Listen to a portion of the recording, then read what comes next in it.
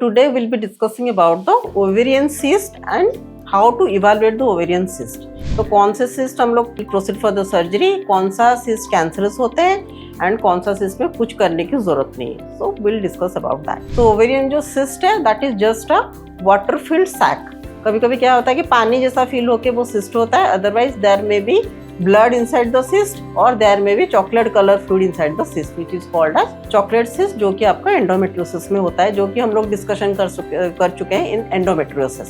तो जो cyst होता है वो 4-5 तरह की होता है. एक तो होता है functional cyst. Functional cyst क्या होता है कि ड्यूरिंग ओवुलेशन जो होता है ना, every month when the women is ovulating वो एक cyst बन जाता है. अगर वो प्रेगनेंसी में कन्वर्ट नहीं हुआ तो वो एक cyst बन जाता है, रप्चर हो जाता है. कॉर्पस लुटियल cyst हम लोग उसको बोलते हैं. एंड समटाइम्स 2 to 3 सेंटीमीटर या 4 सेंटीमीटर तक फंक्शनल सिस्ट बन जाता है. Those are only water filled cyst. So उसको कुछ करने की जरूरत नहीं है. बहुत सारे लोग रिपोर्ट्स लेके आते हैं कि मैडम 2-3 सेंटीमीटर का सिस्ट है, इसमें क्या ऑपरेशन लगेगा. सो 2-3 सेंटीमीटर फंक्शनल सिस्ट में हम लोग कुछ नहीं करते हैं. I just leave them for an observation periods of 3 months. अगर आपको पेन हो रहा है, वो 2-3 सेंटीमीटर सिस्ट में भी पेन हो रहा है, तो we can take that as haemorrhagic cyst. कभी कभी क्या होता है कि ड्यूरिंग ओवुलेशन उसके अंदर ब्लीडिंग हो जाती है सिस्ट के अंदर, तो that is called a haemorrhagic cyst. तो दैट इज सेल्फ लिमिटिंग. उसको भी हम लोग सर्जरी करने की जरूरत नहीं है. ओनली 4 to 5 days के लिए वो पेन रहेगा. धीरे धीरे आपका वो पेन जो है वो सबसाइड कर जाएगा, कम होता जाएगा. तो for that we prescribe some analgesics. Antibiotic की भी जरूरत नहीं है. Only observation period of 1 month is sufficient. So अगर आप चाहो तो we can repeat the ultrasonography after 3 months. So to look for the वो सिस्ट का साइज कितना बड़ा है या हेमोरेजिक सिस्ट आपका डिसॉल्व हुआ है नहीं हुआ है वो देखने के लिए. और जो कुछ सिस्ट होते हैं जो जैसे बोला चॉकलेट सिस्ट. तो चॉकलेट सिस्ट है जो उसका अपीयरेंस जो है उसमें अल्ट्रासाउंड में इट इज डिफरेंट. वो फ्लूइड लेवल रहता है, इंटरनल इकोज रहते हैं. हम लोग अल्ट्रासाउंड में भी आइडेंटिफाई कर सकते हैं कि whether it is endometriotic cyst और सिंपल सिस्ट. तो अगर एंडोमेट्रियोटिक सिस्ट है तो treatment depends upon what you are presenting with, whether you are presenting with infertility, whether you are presenting with pain abdomen, whether you are presenting with dysmenorrhea. So उसके ऊपर हम लोग लेके discuss the treatment part of endometriotic cyst. तो आप मेरा endometriosis वाला video में आप देख सकते हो कि what are the treatment protocols, हम लोग कैसे डिसाइड करते हैं कि कौन से endometriotic cyst में सर्जरी की जरूरत है, किसमें नहीं है. So next आते हैं हम लोग डॉर्मॉइड cyst पे. तो डॉर्मॉइड cyst क्या होता है? डॉर्मॉइड cyst एक congenital cyst होता है. उसके अंदर क्या रहता है कि हेयर्स रहते हैं, मतलब बंच ऑफ हेयर्स रहते हैं, पस जैसा मटेरियल रहता है. It is there from since birth. कभी कभी हम लोग 60 एज में भी लोग आते हैं पेन कंप्लेन करके. When you do the ultrasound you find dermoid cyst of 8 to 10 centimetre.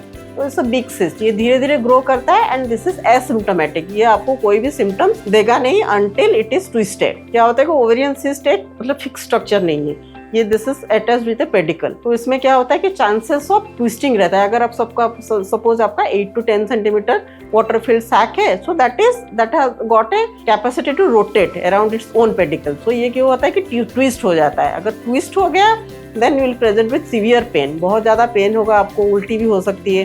That is a emergency. So जैसे ट्विस्ट हो जाने से क्या होता है कि blood flow to the ovarian cyst will decrease. So ये क्या होता है कि डैमेज हो जाता है पूरा ओवरी. सो जैसे ही आपको सपोज ट्विस्टेड हो गया है तो बहुत ज़्यादा पेन हो रहा है आपको, पहले से आपका सिस्ट है, तो you need to attend the hospital immediately, क्योंकि उसको सर्जरी की जरूरत पड़ती है. Where we can detwist, हम लोग अनट्विस्ट करते हैं ओवरियन सिस्ट को एंड सिस्ट पार्ट को निकालते हैं so that we can preserve the ovaries. क्योंकि ओवरीज ही आपका हार्मोन का सोर्स है. अगर ओवरीज डैमेज हो गया तो we have to remove the ovary. और यंग एज में दिस इज वेरी इंपॉर्टेंट कि हम लोग we should preserve the ovaries. और आगे आपका नेक्स्ट की कौन सा सिस्ट कैंसरस है, कौन सा सिस्ट कैंसरस नहीं है. सपोज आपका फैमिली हिस्ट्री है, आपके फर्स्ट डिग्री रिलेटिव में, मदर में, सिस्टर में, आंट में, ये सब में आपका है सिस्ट है, तो you should be very cautious. और सिस्ट का साइज जितना बड़ा हो सिस्ट, उसमें कैंसरस कन्वर्शन होने का चांसेस ज्यादा रहता है. रैपिडली गोइंग ट्यूमर, सपोज आपका 1 साल पहले 3 सेंटीमीटर था, अभी 10 सेंटीमीटर हो गया है, उस सिस्ट को भी you need to check with certain tumour markers. कुछ ब्लड टेस्ट होते हैं जो कि ट्यूमर मार्कर्स होते हैं, 4-5 ट्यूमर मार्कर्स है, वो हम लोग करा के वी जनरली एक्सक्लूड. अगर आपका मतलब अल्ट्रासाउंड भी पता चल जाता है सब जो सेप्टेटेड है, बहुत सारा सिस्ट मिला के एक बड़ा सा सिस्ट बना हुआ है. And age group, if you are more than 50 और 60 age group, chances of having cancer is more.